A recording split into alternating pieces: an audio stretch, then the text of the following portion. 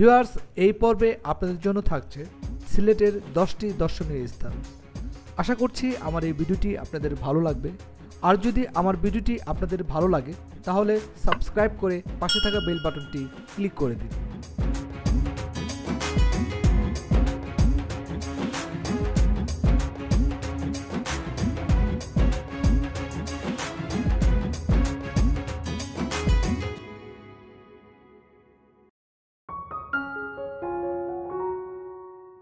Dear viewers, প্রথম সেগমেন্টে আপনাদের জন্য রয়েছে হযরত শাহজালাল রাদিয়াল্লাহু তাআলার মাজার। নগর সিলেটের মাঝখানে টিলার উপর চিরনিদ্রায় শায়িত আছেন হযরত শাহজালাল রাদিয়াল্লাহু তাআলা আনহু। হযরত শাহজালাল রাদিয়াল্লাহু তাআলা এর মাজার জিয়ারতের জন্য দেশের নানা প্রান্ত থেকে প্রতিদিন ধর্ম বর্ণ নির্বিশেষে হাজার হাজার মানুষ সিলেটে আসেন। হযরত শাহজালাল চরণস্পর্শ পাওয়ার কারণেই সিলেটকে অনেকেই পুণ্যভূমি হিসেবে অভিহিত করেন। হযরত শাহজালাল রাদিয়াল্লাহু তাআলা একজন বিখ্যাত দরবেশ ও পীর ছিলেন। তাকে অলিকুলের শিরোমণি হিসেবে আখ্যায়িত করা হয়। সিলেট অঞ্চলে তার মাধ্যমেই প্রথম ইসলাম প্রচার ঘটে। সিলেটের প্রথম মুসলমান শেখ বুরহান উদ্দিনের উপর রাজা গৌরগোবিন্দের অত্যাচার এবং এর পরিপ্রেক্ষিতে হযরত শাহজালাল রাদিয়াল্লাহু তাআলা তার সফরসঙ্গী 360 আউলিয়ার সিলেটের আগমনের ইতিহাস একটি উল্লেখযোগ্য ঘটনা।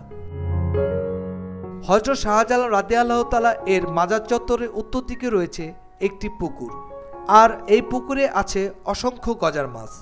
এইসব গজার মাছকে পবিত্র ভেবে দর্শনার্থীরা ছোট ছোট মাছ খেতে দেয়।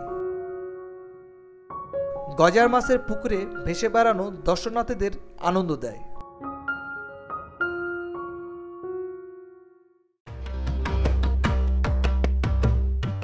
ডিয়ার ভিউয়ার্স, দ্বিতীয় সেগমেন্টে আপনাদের জন্য রয়েছে রাতারগুল সোয়াম্প ফরেস্ট।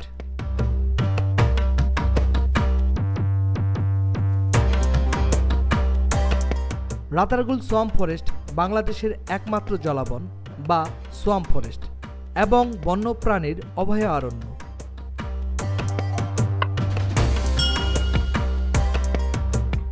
বনের আয়তন ৩৩25.৬১ একর, আর এর মধ্যে ৫০৪ একর বনকে ১৯৭৩ সালে বন্যপ্রাণীর অভয়ারণ্য হিসেবে ঘোষণা করা হয়। সিলেট জেলার সীমান্তবর্তী উপজেলার গোয়াইনঘাটের ফাতেহপুর ইউনিয়নে রাতারগুলের অবস্থান। সিলেট নগরী থেকে রাতারগুল সোয়াম্প ফরেস্টের দূরত্ব প্রায় ২৬ কিলোমিটার।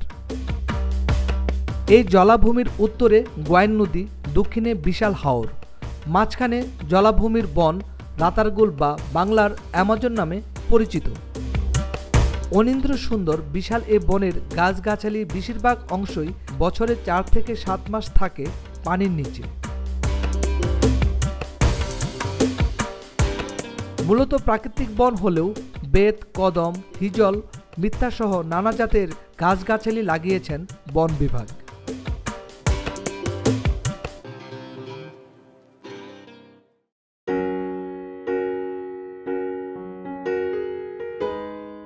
বিশাল এ বনে রয়েছে জলসহিষ্ণু প্রায় ২৫ প্রজাতির উদ্ভিদ। বড়ই অদ্ভুত এই জলের রাজ্য। কোনো গাছের হাঁটু পর্যন্ত ডুবে আছে পানিতে, একটু ছোট যেগুলো সেগুলো আবার শরীরের অর্ধেকই ডুবে আছে জলে। ঘন হয়ে জন্মানো গাছপালার কারণে কেমন অন্ধকার লাগবে পুরো বনটা। মাঝে মধ্যেই গাছের ডালপালা আটকে দিবে পথ। হাত দিয়ে এগুলো সরিয়ে তৈরি করে নিতে হবে পথ। নৌকা দিয়ে গাছের ডালের মাঝখান দিয়ে যেতে অন্যরকম একটা অনুভূতি কাজ করে। চারিদিকে সবুজের সমারোহ প্রশান্তি দিবে দর্শনার্থীদের চোখে। তারপর একটু সামনে গেলে চোখে পড়বে ওয়াচ টাওয়ার। ওয়াচ টাওয়ারে গিয়ে নৌকা থেকে নেমে টাওয়ারের উপরে উঠে দেখা যায় পুরো রাতারগুলের এরিয়া। সেজন্য অন্যরকম এক অনুভূতি। বৃষ্টির দিনে প্রকৃতির এই রূপ দেখলে যেন মনে হবে রূপকথার রাজ্য। হাওরের স্বচ্ছ পানির নিচে বনগুলো দৃশ্যমান থাকায় বর্ষাকালে অনেক পর্যটকের সমাগম ঘটে এখানে। আবার শীত মৌসুমে ভিন্ন রূপ ধারণ করে এ বন। পানি কমার সঙ্গে সঙ্গে জেগে ওঠে মিত্তা ও জালিবেতের বাগান। সিলেটের স্থানীয় ভাষায় মিত্তা বা পাটি গাছ রাতার গাছ নামে পরিচিত। সেই মিত্তা অথবা রাতার গাছের নাম অনুসারেই এই বনের নাম হয়েছে রাতারগুল। ঢাকা থেকে সিলেটগামী যে কোনো বাসে চড়ে যাবেন সিলেট শহরে, তারপর সিএনজি নিয়ে চলে যাবেন রাতারগুল ঘাটে। সেখানে ছোট ছোট নৌকা ভাড়ায় পাওয়া যায়। পছন্দ করে যে কোনো একটি নৌকা ভাড়া নিয়ে ঘুরে আসতে পারেন রাতারগুল সোয়াম্প ফরেস্ট থেকে। ভিউয়ার্স, তৃতীয় পর্বে আপনাদের জন্য রয়েছে সিলেটের হরিপুরের আগুন পাহাড়। আগুনের পাহাড় নামে পরিচিত সিলেটের গ্যাস ফিল্ড। হরিপুরের গ্যাস ক্ষেত্র বাংলাদেশ সিলেট এলাকায় অবস্থিত একটি প্রাকৃতিক গ্যাস। 1955 সালে সর্বপ্রথম এখানে গ্যাসের খোঁজ পাওয়া যায়। সিলেট এলাকায় অবস্থিত প্রাকৃতিক গ্যাস ক্ষেত্র এ পর্যন্ত এখানে 7টি গ্যাস কূপ খনন করা হয়েছে।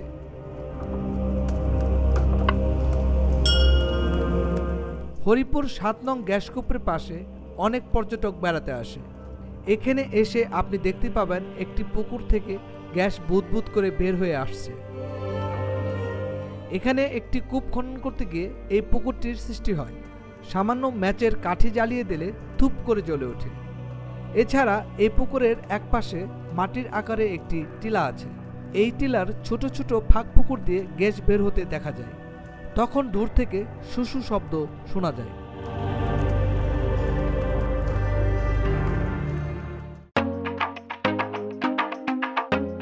ডিয়ার ভিউয়ার্স, চতুর্থ সেগমেন্টে আপনাদের জন্য থাকছে লালাখাল। লালাখাল বিভাগীয় শহর সিলেট জয়ন্তপুর উপজেলায় অবস্থিত।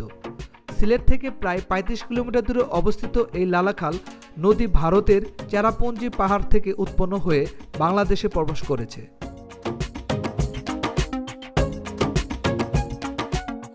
নদী, পাহাড়ি বন, চা বাগান এবং নানা প্রজাতির বৃক্ষরাজি লালাখালের প্রকৃতিকে দিয়েছে অনন্য বৈশিষ্ট্য। ভরা পূর্ণিমায় জ্যোৎস্না ধোয়া নদী কিংবা মেঘ পাহাড় আর নদীর মিতালি দেখতে আপনাকে লালাখাল ঘুরতে আসতে হবে।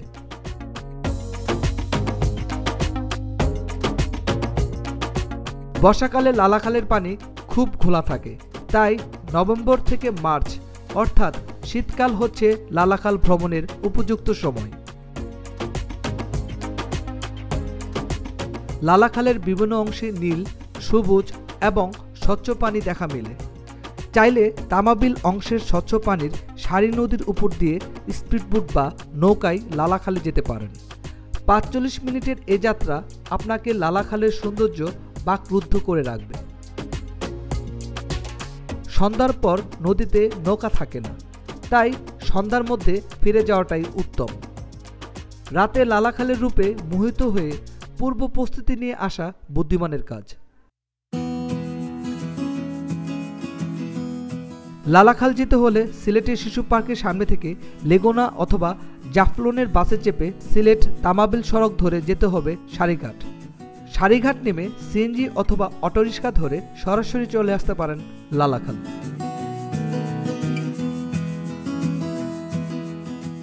ভিউয়ার্স, আপনাদের দৃষ্টি আকর্ষণ করে বলছি, যে কোনো পর্যটন স্থান আমাদের সম্পদ, আমাদের দেশের সম্পদ। এইসব স্থানের প্রাকৃতিক কিংবা সৌন্দর্যের জন্য ক্ষতিকর এমন কিছু করা থেকে বিরত থাকুন, অন্যকেও উৎসাহিত করুন। দেশ আমাদের, দেশের সকল কিছুর প্রতি যত্নবান হবার দায়িত্ব আমাদের। পঞ্চম সেগমেন্টে আপনাদের জন্য থাকছে সিলেট বিভাগে অবস্থিত সাতছড়ি জাতীয় উদ্যান। হাতে যদি থাকে একদিনের সময় আর ভাবছেন কোথা থেকে ঘুরে আসা যায়, আমি বলবো ঢাকা থেকে একটু দূরে, আবার বেশি দূরেও না। ঢাকা থেকে মাত্র 3 ঘন্টার দূরত্ব হবিগঞ্জের সাতছড়ি জাতীয় উদ্যান থেকে ঘুরে আসতে পারেন। মাত্র 1000 টাকায় ঘুরে আসুন সাতছড়ি জাতীয় উদ্যান থেকে। এই কম টাকায় আপনার ভ্রমণ অভিজ্ঞতার সাথে যোগ হবে উঁচু উঁচু পাহাড়ের দৃশ্য আর ছবির মতো সুন্দর গ্রাম। 2005 সালে প্রায় 243 হেক্টর জায়গা নিয়ে সিলেট বিভাগের হবিগঞ্জ জেলার চুনারঘাট উপজেলায় সাতছড়ি জাতীয় উদ্যানটি প্রতিষ্ঠিত হয়। প্রাকৃতিকভাবে গড়ে ওঠা সাতছড়ি জাতীয় উদ্যানে অবস্থিত 7টি পাহাড়ি ঝর্ণা বা ঝর্ণা থেকে এই স্থানের নামকরণ করা হয় সাতছড়ি।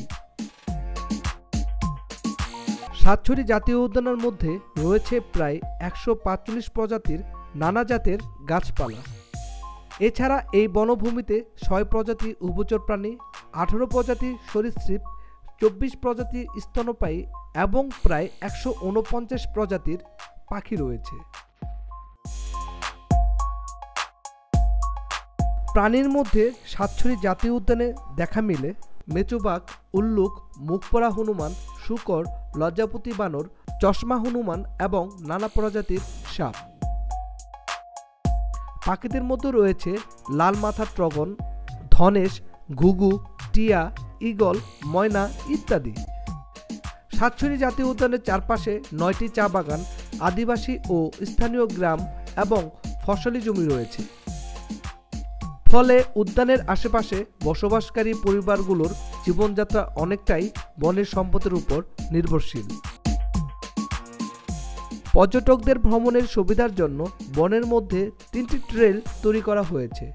আধা ঘন্টা ট্রেল, 1 কিলোমিটার দৈর্ঘ্যের এই ট্রেল ধরে যাত্রা করলে বনের মধ্যে অবস্থিত একমাত্র আদিবাসী গ্রাম টিপরাপাড়াতে যেতে পারেন। 1 ঘন্টার ট্রেল। সাতছড়ি উদ্যানের বৈচিত্র্যপূর্ণ প্রাণী ও উদ্ভিদের সাথে পরিচিত হতে চাইলে এই ট্রেলের বিকল্প নেই। 3 ঘন্টার ট্রেল। প্রায় 6 কিলোমিটার পর্যন্ত বিস্তৃত এই ট্রেল পাখিপ্রেমিক পর্যটকদের জন্য আদর্শ।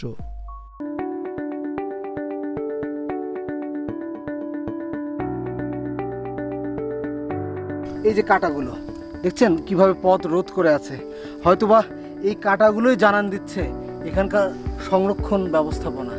কারণটা হচ্ছে এখানে আপনি ইচ্ছে করলে আপনার মতো স্বাধীনভাবে মুভ করতে পারবেন না, অর্থাৎ পশু পাখিদের নিরাপত্তার জন্যই হয়তো প্রকৃতি এইভাবে কাঁটাগুলো সাজিয়ে ফেলেছে।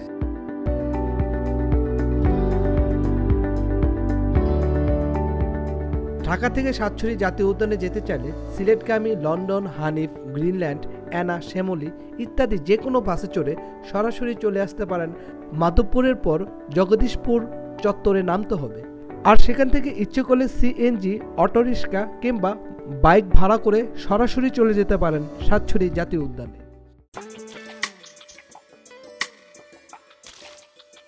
ডিয়ার ভিউয়ার্স, ষষ্ঠ সেগমেন্টে আপনাদের জন্য রয়েছে বিছানাকান্দি।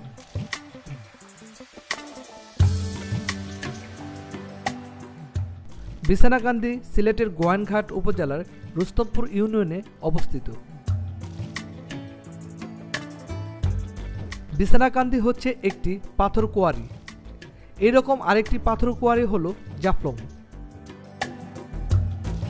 নিয়ন্ত্রিত পাথর উত্তোলনের ফলে জাফলংয়ের সৌন্দর্য আজ নষ্টের পথে, কিন্তু বিছানাকান্দি তার যৌবন ধরে রেখেছে।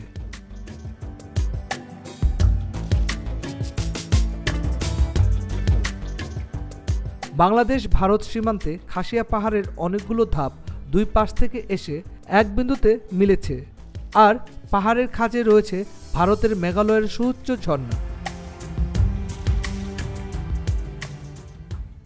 পর্যটকদের কাছে বিছানাকান্দির মূল আকর্ষণ হচ্ছে পাথরের উপর দিয়ে বয়ে চলা স্বচ্ছ জলধারা আর পাহাড়ে পাহাড়ে স্রুব মেঘের উড়াউড়ি। প্রথম দেখায় আপনার মনে হবে এ যেন এক পাথরের বিছানা। আর স্বচ্ছ পানিতে গা এলিয়ে দিলেই যে মানসিক প্রশান্তি পাবেন, এই প্রশান্তি আপনাকে বিছানাকান্দি টেনে নিয়ে যাবে বারবার।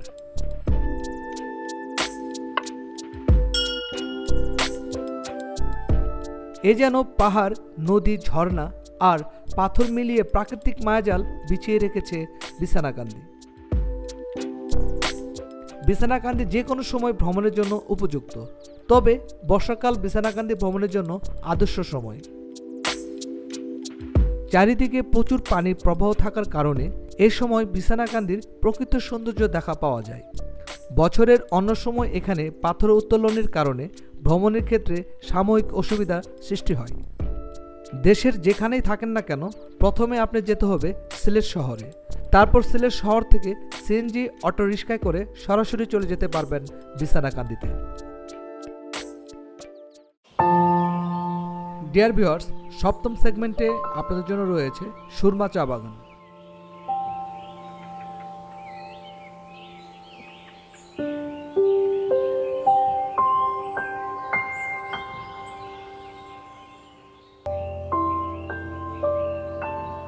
প্রিয় দর্শক, বাংলাদেশের অধিকাংশ চা বাগানগুলো রয়েছে সিলেট, মৌলভীবাজার এবং হবিগঞ্জে।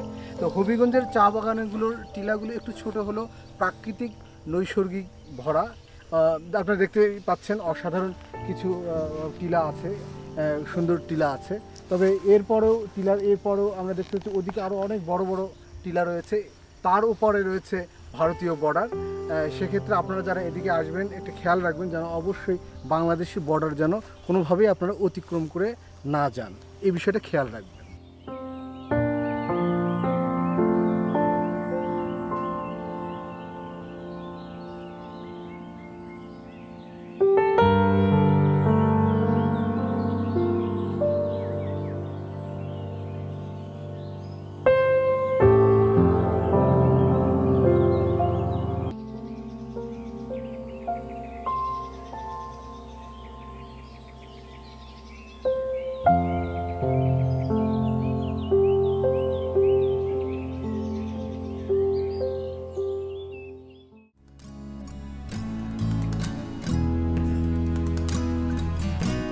মাধবপুর উপজেলা থেকে বাস সিএনজি যুগে পুরাতন ঢাকা সিলেট মহাসড়কের তিলিয়াপাড়া নামক স্থান এসে এখান থেকে একটু পূর্ব দিক থেকেই সুরমা চা বাগান অবস্থিত।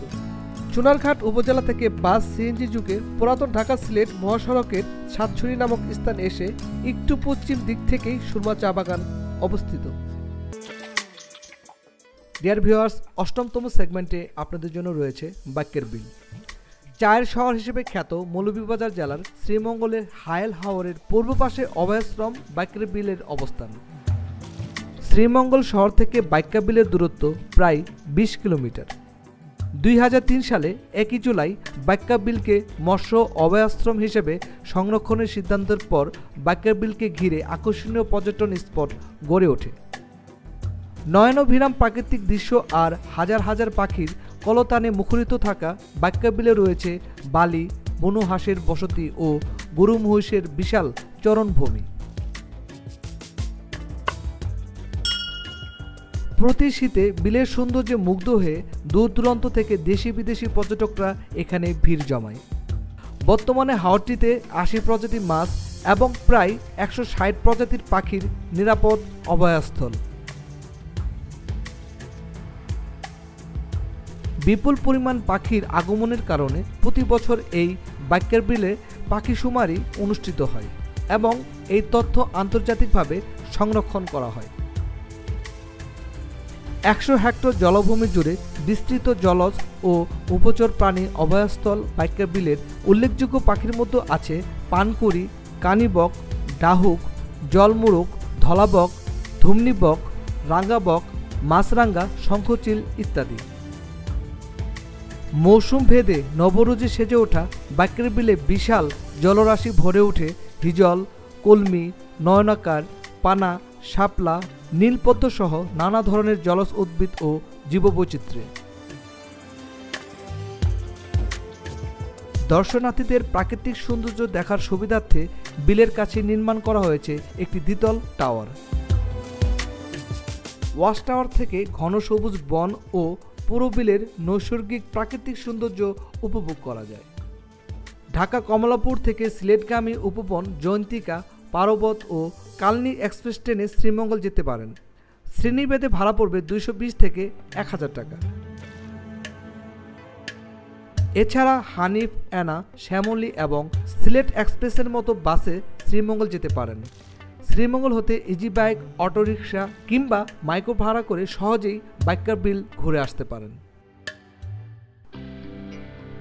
ভিউয়ার্স, নবম সেগমেন্টে আপনাদের জন্য থাকছে লাওয়াছড়া জাতীয় উদ্যান।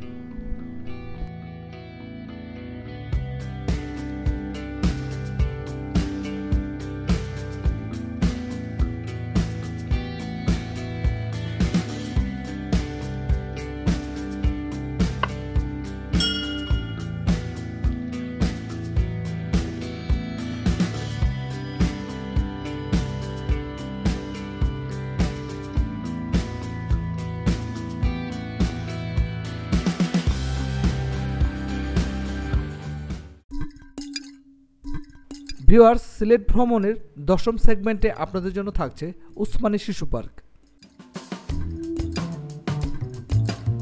বঙ্গবীর উসমানী শিশু পার্ক, যা বাঙালি উসমানী শিশু পার্ক নামে পরিচিত। এটি সিলেট বিভাগের প্রাণকেন্দ্র ধোপা দিঘির পাড় সিলেট সিটি কর্পোরেশন এলাকায় অবস্থিত।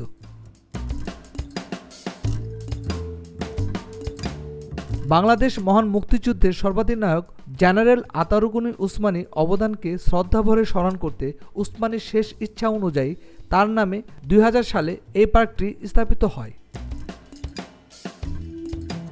নগরীর প্রাণকেন্দ্র ধোপাদিঘির পাড়ে দেখার মতো বিনোদন কেন্দ্র এই বঙ্গবীর উসমানী পার্ক। এই পার্ক স্থাপনের ব্যয় হয়েছে প্রায় 5 কোটি টাকা।